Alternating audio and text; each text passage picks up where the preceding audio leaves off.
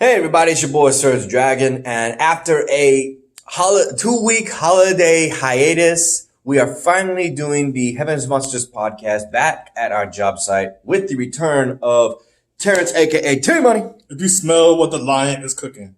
Today we're going to recap and review Monday Night Raw on December 30th. The last Monday Night Raw and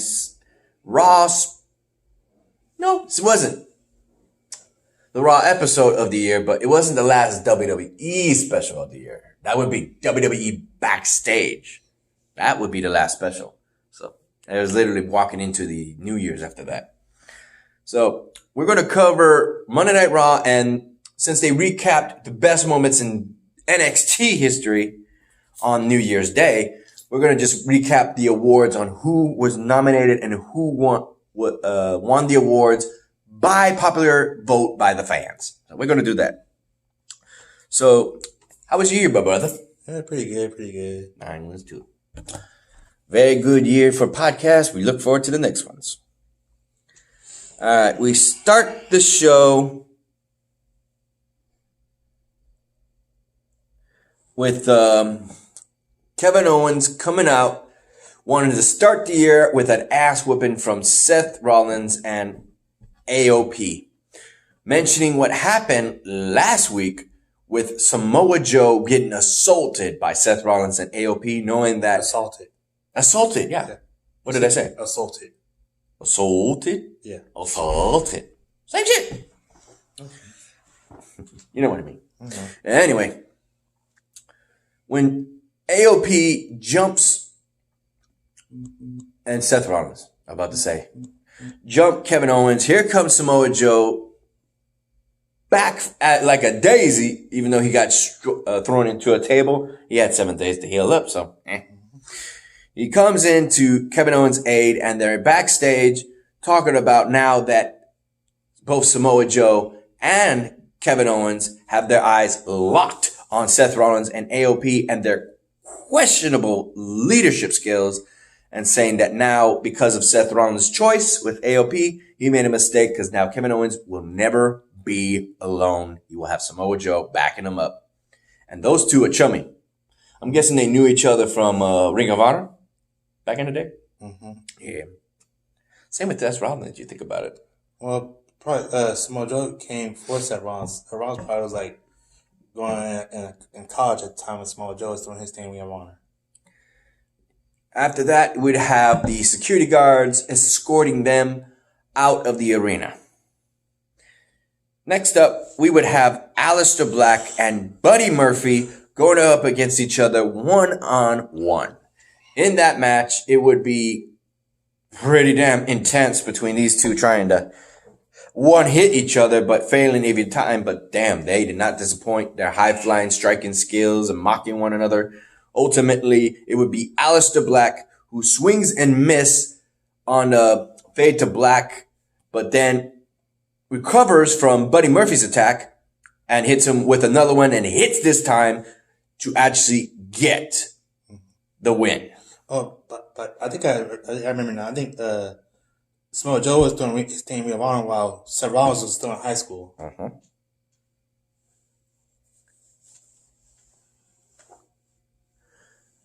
Did they even mention it? No, they did not. But that's fine. I'll mention it.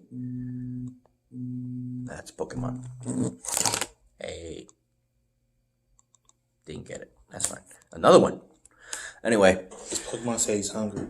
No, there's Pokemon in the area and my Pokeball is trying to catch them or alert me that they're here. Or I'm drifting to over there to the others. I'm drifting, apparently. They're planning an attack on Sergio. No, they're just right there. Anyway, so Seth Rollins and AOP know that the security are coming for them as well as they did for Samoa Joe and Kevin Owens, and said that anyone that comes, they're going to take left and they're going to take right. And Seth Rollins is like, no. Without me, there would be no show. They can't do anything without their leader. After the second match, the ratings are going to drop. I promise you that. And they say when the security comes around them, they say, we're going to leave voluntarily. So that would be 5 superstars taken out from the show that night. Your thoughts on that? On the Eric Rowan? On Seth Rollins? I like Seth Rollins.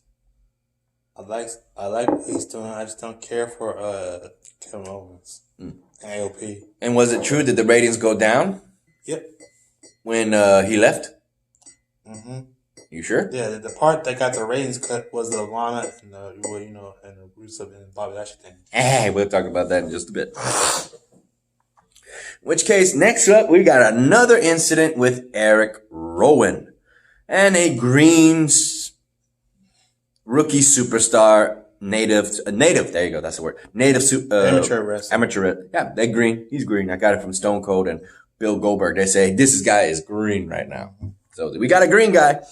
And Kemp Stevens gets beat the living hell out of by Eric Rowan, and we still don't know what the hell is in that cage. You know who first started that thing, Jack No, Sting. What? He first started that thing where everybody's trying to figure out what was in that cage. I thought it was Jake the Snake Roberts. He had it bad. Oh, yeah, the mystery bag. Yeah. And then you reveal the snake every time. No, it wasn't exactly mystery. Everybody knew what was in there. That's sort of his thing. Next up, we have Charlotte Flair being the first woman to nominate herself into the Royal Rumble of any Royal Rumble, and saying that she's going to be the first, both men and women's. Well, she's not going to be in the men's unless we get a surprise of her being, let's see, the fifth, right? What? Charlotte Flair? Yeah. If the Charlotte Flair is the fifth woman to join the men's Royal Rumble, I think that was foreshadowing. You said we mean women, not men's Royal Rumble. Yeah, men's. Yeah. Men's too. Well, actually, there's announced that she's going to be in the women's Royal Rumble. Yes, that is true. But you never know. With WWE, sometimes we might get a woman. Sometimes. But not every time. Sometimes. Not really, because Vince McMahon... really? You count 4 times. No, I said not really, because Vince McMahon would not allow that. Really? 4 times? 4 times. Mm-hmm. China, Beth Phoenix, Karma, and last year... Yeah, that was different this time. Her name? Nia Jax. There you go. That was different because those were bigger women. Yeah, that'd be interesting to see Charlotte, because everyone, including yourself, say she looks more like a man. Yeah, because of her face. But I'm talking about introducing her trying to be the queen and saying that she's better than other women, so she's going to join the men's Royal Rumble. Because she did kick somebody's face during this match, because when she called out to the women to not just say that she's the queen, she wants to prove it. So she's not only going to enter the Royal Rumble for the women's Royal Rumble. She did not say she was joining the men's, but I'm just saying, foreshadowing, that might have been saying when she said that she was the first to mention she's going to join the Royal Rumble even before the men. Because we haven't heard which men are going to be in the Royal Rumble yet. Have we? I heard one. Yeah, I think Drew McIntyre said something. And I heard John Morrison. There you go. But she was the first among men and women to nominate themselves to the Royal Rumble. Here's what I heard from they said they might put her in a tag team match with her and Becky Lynch, putting the tag team titles on the line. Again? Oh, come on. Go back. Put the women's tag team supposed to be defended by all 3 brands. Then put it either NXT or SmackDown. Come on. Yeesh. Don't just put it with Becky. Put it later. Mm-hmm. Anyway, that said, the person who takes up Charlotte Flair's open challenge is another queen, the Queen of Hearts, right? Mm-hmm. Natalya. Ultimately, during this match, R-Truth would show up and have a swarm of... it's downgrading. We only got 5 guys this time chasing him. One would be Eric Young trying to skim beeline to R-Truth, running around the ring over and over. He tries to beeline straight to him and gets booted by Charlotte Flair. That's why I say that might be a foreshadowing of her joining the Royal Rumble this year in 2020 or at some point. Not this year, maybe another one.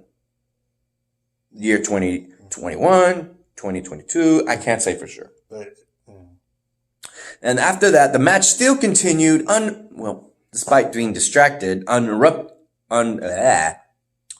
interrupted, would be the fact that Charlotte Flair made Natalya tap out. And Natalya tried so hard not to tap out, but she couldn't turn her over because of the bridge, and she couldn't get to the ropes because of the weight she was putting on the bridge.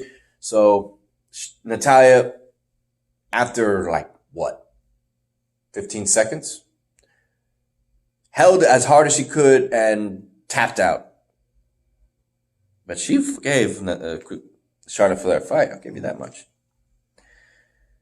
Next up, we have Becky Lynch revealed that she will defend the Raw Women's Championship against Asuka at the Royal Rumble pay-per-view. Here's what I'm thinking. that Natalya might ask for a match against Charlotte. That would be a good match. You gotta admit that at Royal Rumble. I mean, and the fact that we got a shout out again that this year's Royal Rumble of 2020 is going to be in Houston, Texas at the Minute Maid Center. And Minute Maid Park. Yeah. Sorry, I said it wrong. You're right. I said Minute Maid Center like Toyota Center. Minute Maid Park. I said center. I get the Toyota Center and that mixed up. That's all right. Anyway, with it being the first time ever at the Minute Maid Park, this guy's going to be there. Mm-hmm. What row seats do you got? I haven't quite looked at it, but I'm going to let y'all know our next podcast. Mm-hmm. Probably. If me and the guys don't do it on the weekend, we might do Friday night SmackDown on Monday. I'll probably be close to ring because that's what happened to me when I went to the Toyota Center 2 times. Not front row though, right? Yeah, it was front row. I didn't see you. I was close. I didn't see you. Next time we'll have a sign saying Heaven's Monsters Podcast. Do it. Get a sign saying our podcast. T-Money is here. Have a sign say T-Money is here. Yeah, but when I see it, somebody might come up to me and say, hey, I watched your podcast. That'd be nice. Hell yeah, get it up. T-Money is here. So with that said, we have the Street Profits going up against the OC. The OC saying that they're dominant, as well as AJ Styles saying that the OCs would be the best tag team in the world, and that the trophy proves it, and that they will go up against the Viking Raiders, but not before they're interrupted by a tag team being the Street Profits that said when they first debuted in the main event, they beat Luke Gallows and Carl Anderson on their first try. And of course, AJ Styles, shout out to Chris Petrie, that's his favorite, said that was a fluke. Well, this time around, the OCs went against the Street Profits and failed to get the pinfall or submission on them again. 2 wins on Street Profits against the OCs. It ain't no fluke. Lightning struck twice. So, now with that said, who deserves a shot against the Viking Raiders? The OCs or the Street Profits? The OCs beat the Viking Raiders, but the Street Profits beat the OCs. Okay. But I will say this much. They don't usually mention this, but now since it's, this year, it's being actually called the year that NXT broke out. So now that everything that's being, like I've been saying, everything's being digged up. That was said that whatever you did in NXT didn't happen with Raw and SmackDown once you're drafted. Well, now it does matter. So before the Viking Raiders came to Monday Night Raw and the main branches, they had to, I'm trying to get the right words out of my mouth. I didn't want to say it wrong. They had to vacate the NXT title since they couldn't bring it to Raw and defend them on Raw. They had to vacate it so that the Street Profits in a fatal 4-way ladder match came up on top and got it. But in their last match, they were supposed to fight the Street Profits and did, but got interrupted. So, truth be told, to those who do know, from the NXT past to the current Raw situation, the NXT and the Viking Raiders and the Street Profits have unsettled business. So if the Street Profits go up against the Viking Raiders 2-on-2 for the Raw titles, it's a triple threat tag team match, bro. It is? Yes. That's what I'm saying. If they ever do. Because if it's a triple threat, then yeah, I understand. But if those two go up against 1-on-1, a 2-on-2, this is going to be a recap to see who is the better tag team leaving NXT. Except whoever wins the triple threat tag team match that they got next week. Yeah. I'm not saying that's not a bad thing. I'm not saying with the OCs involved, I'm not saying that's a bad thing. Me just getting hype right now. I'm not lying. I'm getting hype. So now we have a match between Drew McIntyre versus Zack Ryder and Kurt Hawkins, a 2-on-1 handicap match. And Drew McIntyre does not slow down. He took out both of these guys with a Claymore and got a double pin, stacking Zack Ryder on Kurt Hawkins, with Kurt Hawkins being on the bottom with his shoulders on the mat. Double pin for Drew McIntyre. And he puts himself on the spot, nominating himself to be inducted to the Royal Rumble for 2020 at the Minute Maid Park. Woohoo! And I think this is the last bit, my brother. How do you feel about Drew McIntyre? I like Drew McIntyre. So does Fox. They did something on him. And now we have the issue with the injured incident of Randy Orton. Randy Orton is escorted, needing help to the ring on crutches with a bum leg, bad leg, whatever you want to call it. He's got a bad leg. So he comes to the ring talking about how this upsets him. He don't like it. He's hoping to have a match at WrestleMania at the very least, since he's not going to be at the Royal Rumble. Because he was talking about having one with John Cena, but it's like that's not going to happen. So now, with the fact that he's saying that, we have the man who put him, I don't know. Put him in an injured list. Was it him that he was fighting? Yeah. Okay. So it was AJ Styles who put him in that injured list, is gloating about it, saying this, poking Randy Orton, basically poking the Viper, and saying that, when'd you gonna come back? You gonna do it? You gonna RKO me? Look, I'll put my hands around both my hands around my back. See if you can RKO me. You really injured, huh? You can't do it. You can't do it, huh? He's having too much fun at Randy Orton's expense.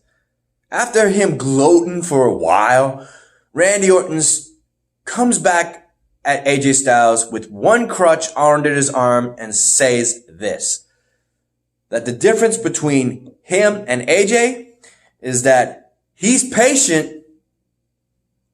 Randy Orton isn't. Surprise, surprise. He RKOs him right there and stomps on the so-called bum leg and shows that he is not injured one bit. It is full health. He's in full condition and he's ready to he just RKOs him and that's it. But still, what a way to end Monday Night Raw and the last moment of Monday Night Raw for 2019. In which case, dude, Randy Orton versus AJ Styles, that's going to be a good match. Are you sure? Because there's one thing you didn't mention. What did I say? Lana and Rusev. Ah, that's right. Thank you, my brother, because it's not. Oh, no, there's more. There's more. Andrea. I thought that ended the night, honestly. I thought it did. It feels like it would have. No, but there's more. That's right. That's why, because I had to go to bed. Because it was already late and I got up and saw it the next day. That's right. That's right. Ricochet wants to want revenge. Yep.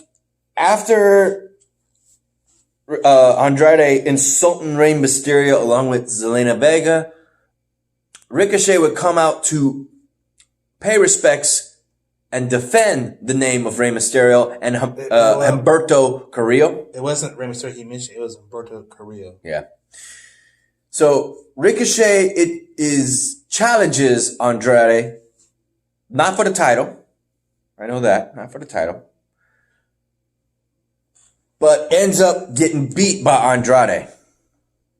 and his head goes into concrete. Daggone it. Also, Rey Mysterio has a promo where he releases his neck collar and says that he wants a rematch next week on the first Monday Night Raw of the year against Andrade for the United States title. And Zelina Vega is going around saying that everybody wanted a piece of Andrade even before he has a title, and now they want him even more.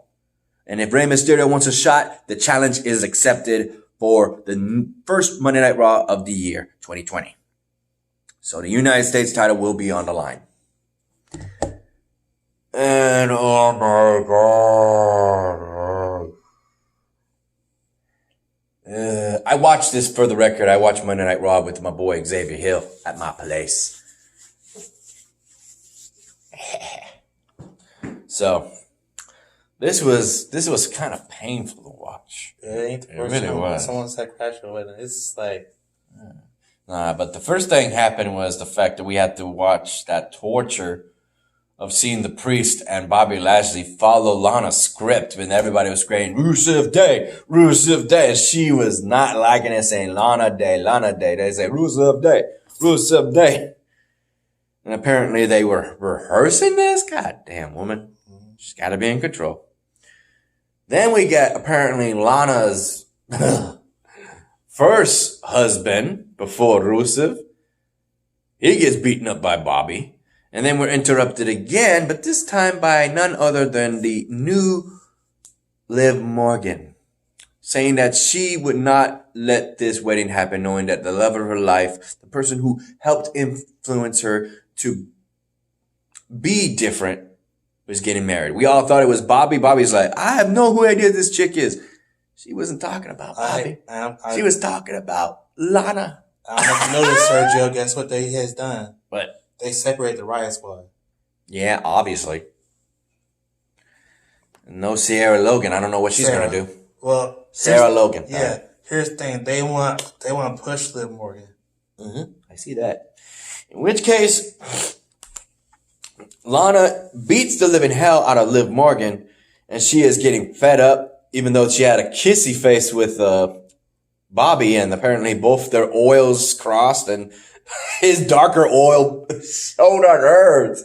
I was like, damn, girl, what do you got on you? Bacon grease? You got that ain't chocolate, that's bacon grease. That's oil. His oil, her oil, on top of her oil. Ugh. That looks like she just got... she had it on for a while. Did you know this is the fifth time a wedding has been crashed? Someone has crashed a wedding. Well, frustrated as hell, by the time I noticed there was a big-ass cake in the ring, I'm like, wow, that's a big-ass cake. There's somebody in the cake. It's Rusev. He comes to crash the party. He beats the living hell out of Bobby. Lana's jumping Rusev. Here comes Liv Morgan to help Rusev, and he's Machka kick Bobby, and just freaking ruin Lana's day. I don't know Even though it's still Rusev Day. You know they use big weddings for big cakes for weddings and bachelor parties. That's the biggest cake I ever did see. Yeah. That's a fat cake. You needed a fat cake for Rusev. Yeah. I say they use big cakes for weddings and bachelor parties and bachelorette parties.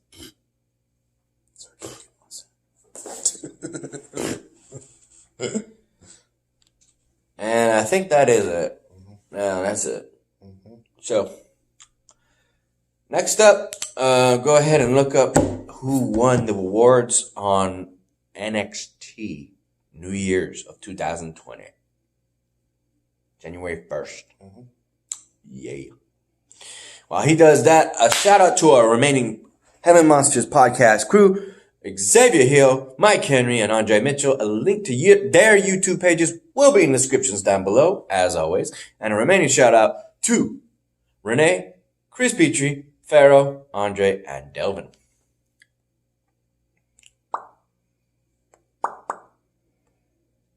And damn, man, they were shooting fireworks and shit. And guns and popping goods, goddamn. Were they popping guns in your area? They Sure. shooting guns? I'm sure someone was, but I don't know. We had a bunch of them. God damn. What a way to start the new year, knowing that someone's mom got killed by a bullet coming back down in her driveway. Well, like my area, you can't. There's no gun shootings in my area. No gun shootings. That's nice. Yeah.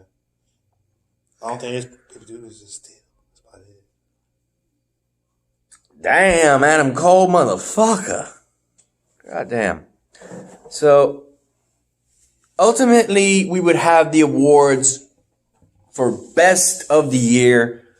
And, man, first thing would be mentioned is the Undisputed Era. You're going to be hearing their names a lot. Love them or hate them, they got a lot done this year. And they won the Tag Team of the Year award. And saying that they should have been the unit of the year because it was any 4 of those men would be a great tag team among the Undisputed Era. And they just crossing eyes with poor Rhea Regal has to give these trophies to these 4 assholes. Just gave them so much trouble throughout 2019. Goddamn. You know what would have been worse for them? What? They said we won't fight any faction in the WWE. What would have been worse for them is they fought against DX or. Next up, we have NXT Woman of the Year is none other than Shayna Baszler. And rightfully so. That was the first woman I would say would earn it because she's been dominant throughout the entirety of the year. I'm glad you mentioned her name. I want to tell this. Vince McMahon and the people who work under him are talking about putting her to either Raw or SmackDown. Same thing with Tommaso Ciampa and Keith Lee. We'll have to see. Those are the best ones. Not gonna lie. It's funny because I was thinking this whole time that if not, the nominations were all over the place. They were all good, but at the same time, they were bad because of the fact that a lot of them had losses like up the ass. The only 2 that really stuck out was most dominant, definitely Shayna Baszler, and most triumphant would be Rhea Ripley. And this year, she became first ever NXT UK Women's Champion, beating Toni Storm, who was another nomination. And she had one hell of a rivalry with Shayna Baszler and dethroned her later in the year. There's only 2 people who could actually say they beat Shayna Baszler and took her title. It was Kairi Sane and Shayna Baszler. And she beat Shayna Baszler at War Game 2-on-4. Thanks to Kota Kai messing her up. And Triple H was asked that question when I was mentioned. He said if they get called up, those 3 get called up, there's nothing he can do about it. Next up, we have Male Competitor of the Year. And once again, the Undisputed get another Golden Bell trophy for their shelf. And Adam Cole. Baby! That's what he does. Well, actually, he does this. Baby! He does boom for his opening entrance.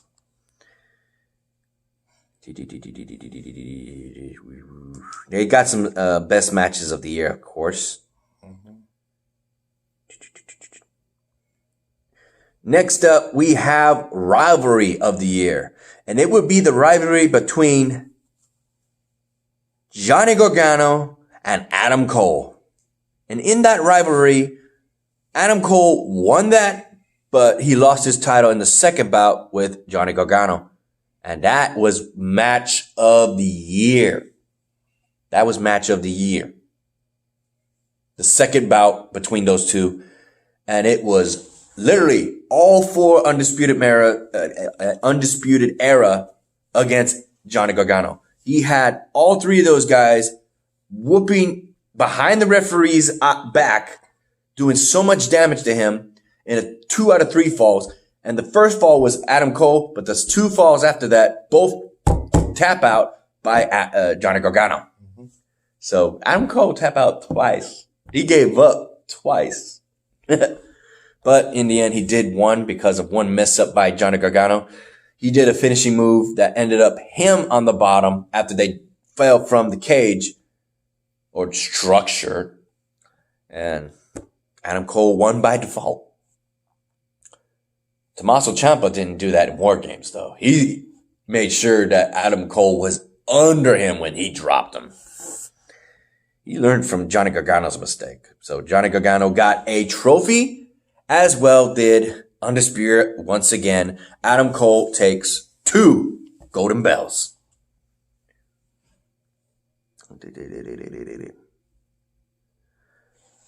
We have the not a winner of Future Star of the Year in Dakota Kai.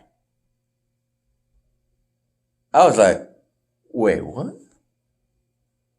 I guess because of what she did at War Games that really turned heads and said, the leader of Kicks just really kicked ass. So she went and stated that anybody who thought this is late to the party. She has been the future of NXT since she got to NXT. Or before that. I'm like, man, what the hell? Nah. Dude.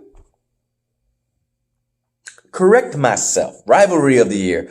It was one of the top matches. It was. Between Johnny Gargano and Adam Cole. The second bout. But that was match of the year. Women took it.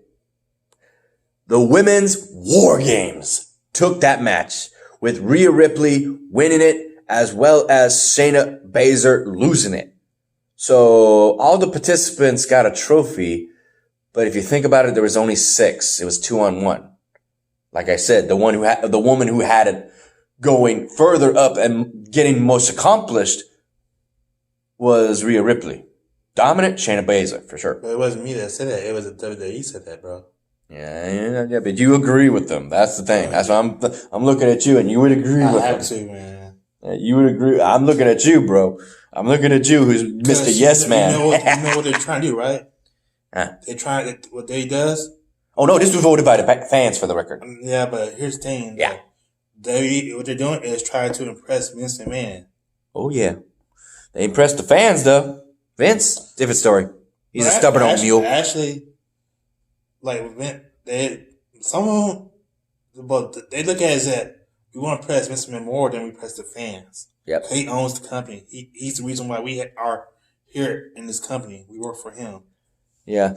This trophy took me by surprise, and I guess it was the latter because seeing as I mentioned Rhea Ripley, she was the last nomination. Considering what she's done, you would think she would have been a top contender, but I guess people loved him more. And I'm not one to disagree because like you said, he's one of the people mentioned. Mm-hmm.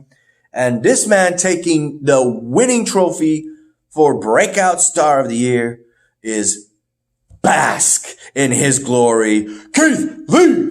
Basking. Take your glasses off. Don't you say another. Take your glasses off. I'm more like. Now smile. Keith Lee, ladies and gentlemen. No, I'm not Keith Lee. Really? Because that looks like you. Put your glasses back on. I'm more like D'Lo Brown. Oh, you're right. No, I can see that. Yeah, you got a big fat head. No, you're more like Michael Cole.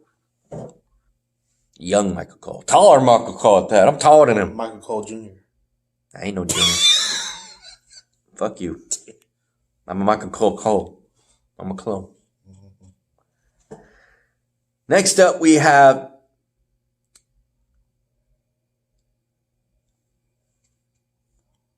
wait, what the fuck? Oh, one NXT takeover of the year. There was 2 of them. There wasn't just 2. There was 2 celebrations. Match of the year did go to the second bout of 2 or 3 falls match of Johnny Gargano with Adam Cole. Damn, that's a lot. So again, Adam Cole won the third trophy. And then we have overall superstar of the year between the men's overall and the women's overall. Adam Cole versus Shayna Baszler. Adam Cole won a 4 golden trophy. 4th. He has 4 of them. Son. Well, Adam Cole that man has 5 pieces of gold around him right now. He's carrying 2. That man's heavy as fuck. God damn. I told you how Adam Cole. The man had more. Where's the trophies for damn? Oh yeah, we did that on WWE Backstage. They got the trophies for Raw and SmackDown. Damn. That sucks. See, I told you about the men getting more than the women. Well, that one did. Yeah. He got a lot accomplished. Damn, Adam Cole. Cocky son of a bitch. I know he does, man. I love him, I hate him. He did get a lot done in the year. He spat insults, hurt a lot of people, won a lot of matches, and lost, and came back and won them. So, because if you think about it, Adam Cole was more popular than Shayna Baszler. Obviously. He gets a lot more done. And a lot of matches involved him, so yeah. And sadly, I hate to say this, AEW beat NXT in ratings. Because they actually had a match. Yeah. Yeah. Obviously, this year, AEW won because they actually had matches. In which case,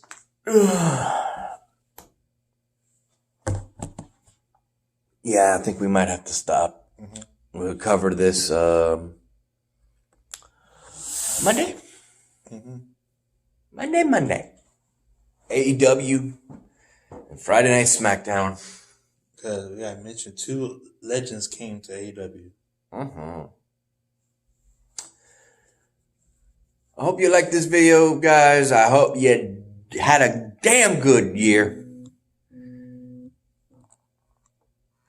They're still coming. Glad to see you again, my brother, in the podcast. And we'll see you again Monday. So, actually, shoot, we might have to wait Tuesday. Yeah, that sounds bad. Because we ain't, it's going to be, the schedule for our third worker changed up. So he going to work 2 days out of the week, so. Yeah.